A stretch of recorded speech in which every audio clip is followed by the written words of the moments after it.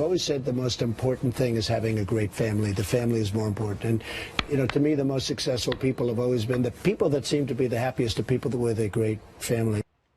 President Trump often talks about his love for his family, and now a brand new book claims to have the inside scoop at what it's actually like to really be a Trump. Here now, Emily Jane Fox, author of the new book, Born Trump, Inside America's First Family. And as you point out, it is a gold cover, like everything Trump. Exactly. And, you know, it's interesting. So you're taking a look at, I'm sure that they would love that title, Inside America's First Family. And it is an extraordinary story. I mean, when you look back at how they got here. It's unbelievable, and it's a story in which I don't think any of them truly themselves believed that they would be here. And because it is such a distinct and unique first family, that certainly the only of its kind, I just wanted to try and get under the hood and really understand who these people were, where they came from, to sort of understand where they will go. So how did you do that?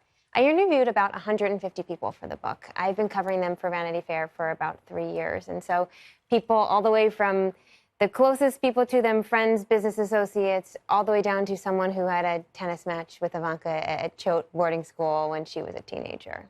So did you talk to them themselves? Have you ever met any of the kids? I have. You know, I've been reporting them for a long time, and you interact with them in your normal reporting thing. This is certainly not an authorized biography, but I feel it's the closest to the truth as I could possibly get in interviewing. So what were your impressions of them, of like Don Jr. and Eric and Ivanka, when you met them personally?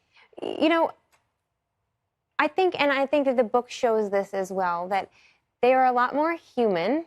And a lot more normal and less scripted when you get closer to them. I think that they have spent their whole lives in front of the camera and are on guard and have a certain image that they want to project. And when you're closer to them, and as their close friends will describe as well, they're much more down to earth, much more normal, funnier, more themselves. And so that's what I tried to get at. They're human beings. Sure, you know? but I mean, I think sometimes it's like, it's hard this to remember perception. that. Yes, absolutely, they are, because I've, met all of them and had an opportunity to talk personally with them.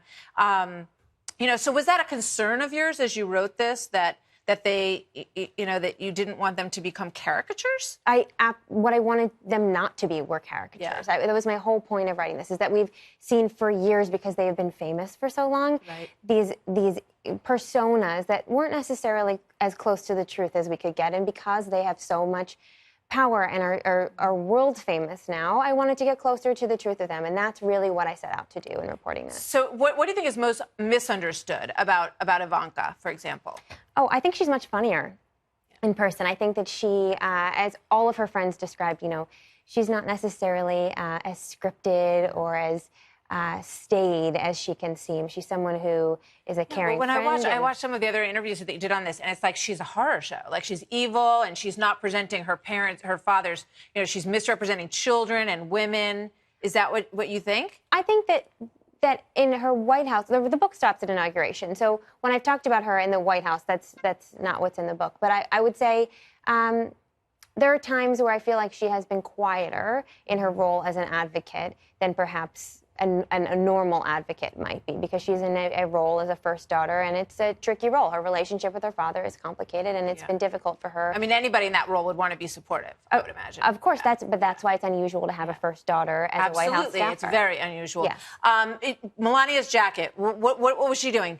It is a mystery. And this is a woman, the First Lady is incredibly careful about her choices. She does not do things unintentionally, particularly when it comes to fashion. Yeah, this is someone who really thinks about every message she's going to send. So I don't know what the message was, but it's hard for me to believe it was an accident. Emily, thank you. We got to leave it there. Born Trump.